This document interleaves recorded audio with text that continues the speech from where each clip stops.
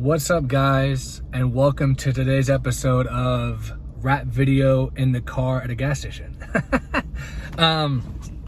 So there's not a lot going on in the rap and hip-hop world right now. Not anything that I personally care about or care to talk about or have any interest in whatsoever, except, like, you know how, like, some people, they have a YouTube channel and they're just, like, talk about anything just for, like, clicks or views. Like, oh, Playboy Cardi is doing a snippet of a new song. Like, I don't give a fuck about that shit. I mean, and if I do care about it, I don't care about it enough to make a whole video out of. You know, how do you make an 8 to 10 minute or a 5-minute video out of someone releasing a song snippet? It just never made sense to me personally.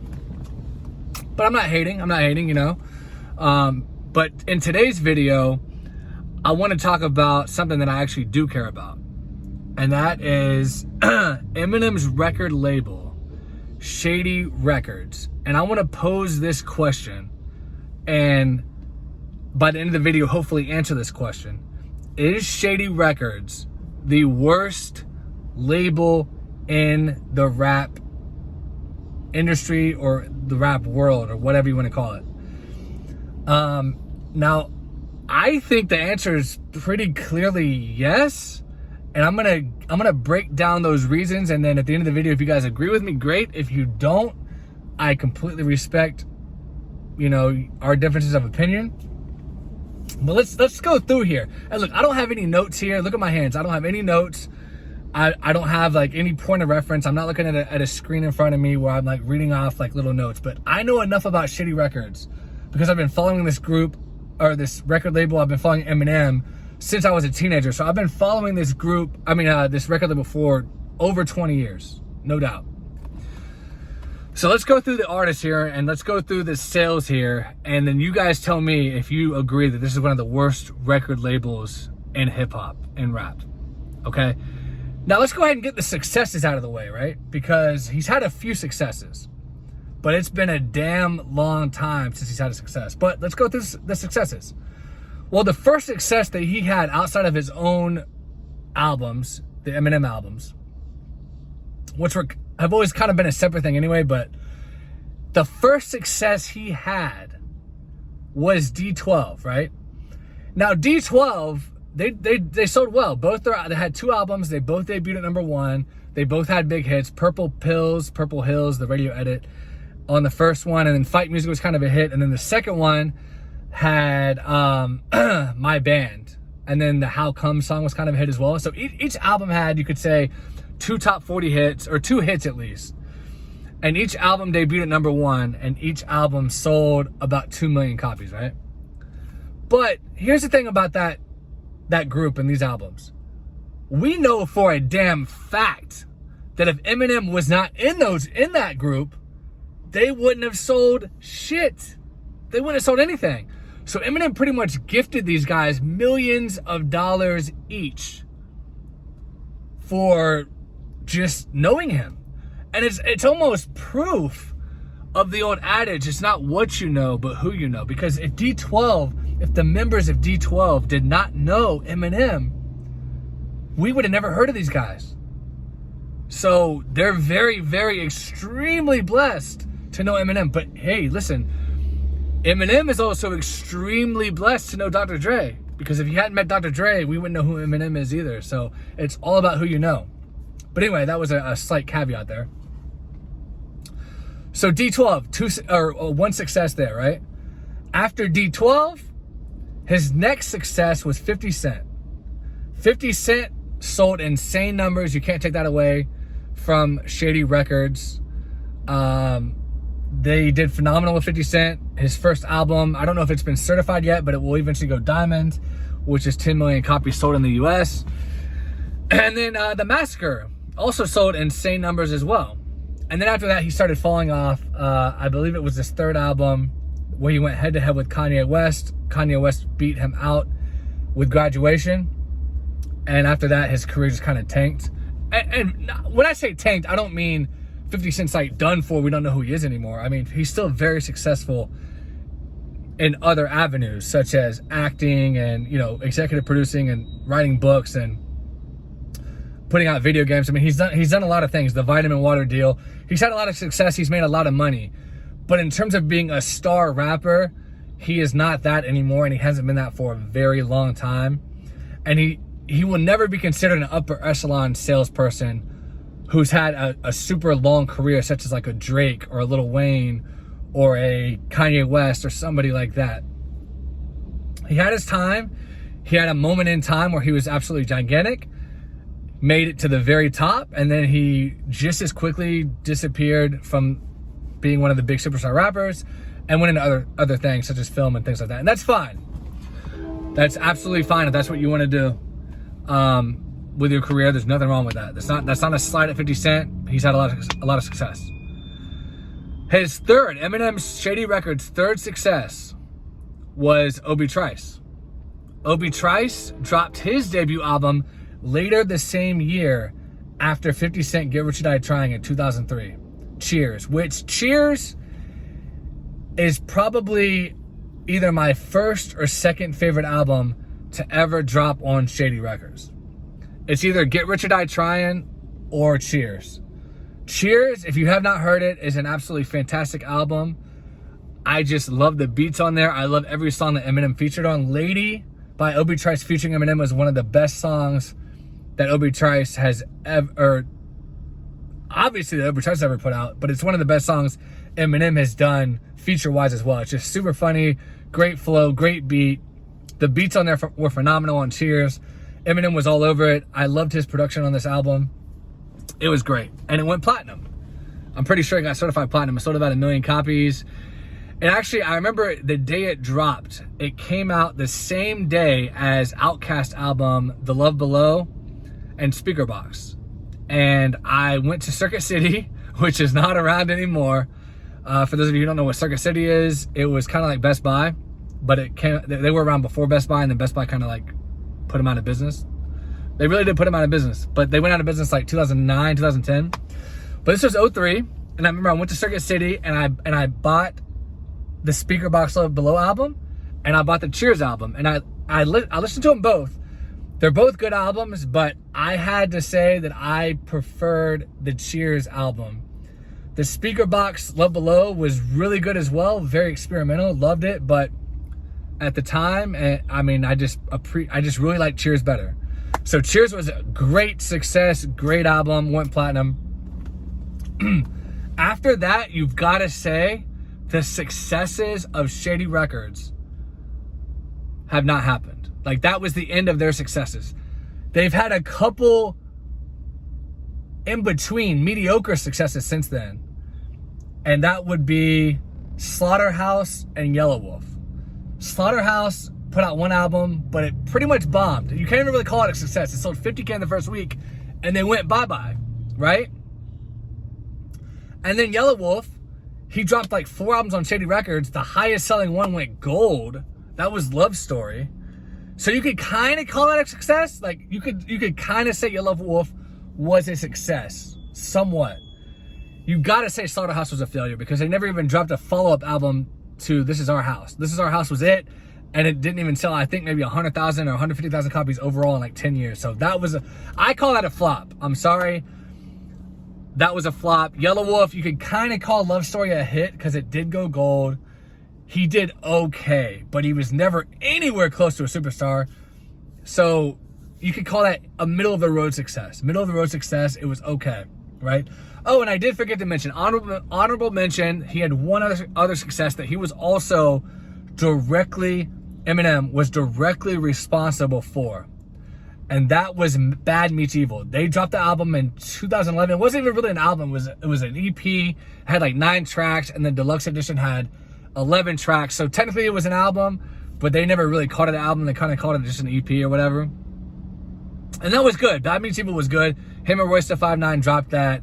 That sold gold. I don't know if it's certified platinum yet, but they had that big hit Lighters on it. So that was a success.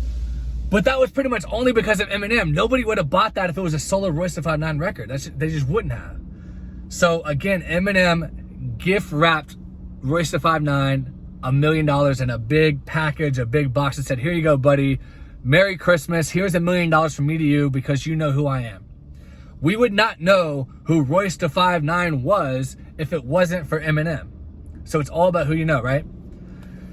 So that is where the successes of Shady Records ends. Everything else has been a complete disaster. And we're gonna go through the disasters, okay? And we're gonna make this video as quick as possible, right? I'm not trying to drag this thing out for 30 minutes. I can talk about this shit for an hour straight if it was a podcast, but it's a YouTube video, so I'm gonna try to be as quick as possible, as succinct as possible. So then, who else did he sign? Bobby Creekwater, complete and utter failure, never dropped an album. Stat Quo, complete and utter failure, never dropped an album. Cashis, complete and utter failure, never dropped an album. He did put out an EP, and the EP did absolutely terribly. It barely made a dent in the top 200, and then he went away. He did some independent stuff, but never did anything. So he was a complete and utter failure. And honestly, guys, that's pretty much the only other people I can think of on the label. I mean, I'm sure there were, and that was that era, right? But now let's talk about this era, the 2019 to current era, 2018 to current era. Westside Boogie debuted at number 28 on the charts, sold maybe 18K in the first week, and the album just, you haven't heard about it since. Now, don't get me wrong. Westside Boogie, with his album, he did, I think it's called Everything's for Sale, he did get positive reviews. But positive reviews don't necessarily translate to success for the label, because a label can have the best reviewed albums in the world, but if they're not making enough money to keep the label afloat, well, then it was a failure. And if Westside Boogie was the only artist on Shady Records and Eminem didn't drop any more music, Shady Records would go kaput, because 18,000 in the first week's not enough to have any, there's no profit there. So he bombed, right? Then they put out Westside Gunn from Griselda last year. He doesn't even hit the top 200. That is terrible. And he's on Griselda. He's in Griselda, the group, on Griselda, the label, who kind of have a buzz. I mean, Benny the Butcher, he consistently sells 18 to 20K in the first week independently. He's not on Shady Records. So if he can do that independently, now either Westside Gunn is just nowhere near as popular as Benny the Butcher, or Eminem's record label sucks and they don't know how to promote people, right? Because even Westside Gunn's independent album that came out the year prior to his Shady Records debut, that debuted in the top 100, like in the 60s. How are you going to tell me that an independent album with maybe a tenth of the resources put into it as his Shady Records debut, that debuts in the top 200, but then his major label debut on Shady Records doesn't even chart? It doesn't even chart. That tells me that this label is horrible. Now, what does he drop 2 weeks ago on Shady Records? The new Grip album. The new Grip album. Did that chart? No, it did not. The new Grip album, I think I Died for This is what it's called, ? Something like that, didn't even chart. I mean, that's 2 albums in a row in back-to-back years that you put out, 2020 and 2021. And these are the only releases you've done outside of the Eminem side B to Music to Be Murdered By. Neither one of them charted. That says this label sucks and is terrible and cannot promote its artists and doesn't know what the fuck they're doing. And now they're supposed to come out with a new Conway the Machine album, right? It's already done. He said it's completed. So why aren't they putting it out? Well, my theory is they're either scared that it's going to do so terribly like the other ones, or Westside Gunn's probably like, damn, look at the numbers here. My brother, Westside Gunn, he can't even hit the top 200 on Shady Records. Grip comes out, he can't even hit the top 200. Granted, Conway the Machine is more popular than those two guys by a margin, and I never even heard of Grip. And that's going to get me into another point in a second, but he's probably like, I didn't want to put this album out on Shady. Because Eminem allows him. He did an interview with Vlad TV, where he said that Eminem allows him to put out albums independently on the side, while also working on his major album. So in that regard, that is really cool, because Conway has no pressure to release a major label album. If he doesn't feel ready, he can just consistently drop independent projects and make money on the side. So in that sense, Shady Records is good by giving their artists creative freedom. But it's bad if you're trying to become a superstar like a Drake. You are not going to sign with Shady Records. You're just not going to. You're never going to get bigger than Eminem. Ever. There's no way. They don't push their artists. They don't put any resources behind them. Now, if you're completely unknown like Grip was, no one knew who Grip was before this album came out. You know what I mean? Like, nobody in the mainstream. I never heard of the guy. He's got to deal with Shady Records. For him, it probably makes sense to do the deal because he was nobody anyway. So Eminem probably offered him a really nice bag, a really nice upfront check. Because Eminem, he seems like a good guy. He seems like a really good guy and very, like, an actual fan of rap music, and he cares about the art itself. But in terms of being a businessman, I don't think he's that great in that aspect. And it's not just his fault either. It's not just his fault. It's also Paul Rosenberg's fault. Because Paul Rosenberg started Shady Records with Eminem. They're co-owners. So this could just, strictly be Paul Rosenberg. And Paul Rosenberg, what the fuck are you doing, buddy? Eminem's an artist first and foremost, not a businessman. You should be putting the resources behind these artists, promoting them. That's why you failed. He failed. Paul Rosenberg failed as the CEO of Def Jam Records. He barely lasted 2 years there, not even 2 years. He didn't break any artists. The only thing he's known for is discovering Eminem, is being Eminem's manager. Look, any up and coming artist would be foolish, absolutely foolish, to sign with Shady Records. They are a dead record label.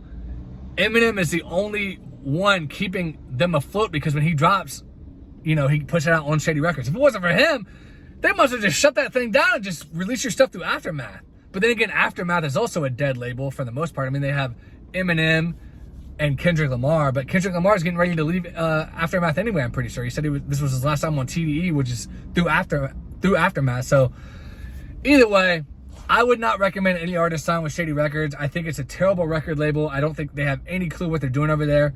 If you just want to release stuff just to release it, I mean, hey, at least they put the stuff out. They don't shelve the album. But the albums do absolutely terrible numbers.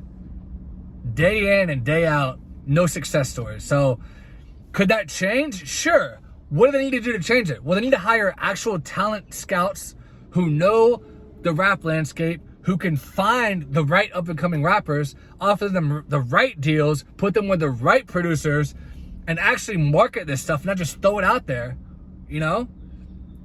Get some hot artists to do a feature with them. I don't know the whole process behind the scenes. I'm not actually in the rap industry. I just like to talk about it from a fan perspective. So there you go, guys. Is Shady Records the worst rap record label in the industry? I think the evidence suggests that they are. What do you guys think? Let me know in the comments. Are they the worst record label? If not, who's worse? Give me some worst record labels. What do you guys think? And please subscribe if you haven't. Give me a like, and I will talk to you guys later.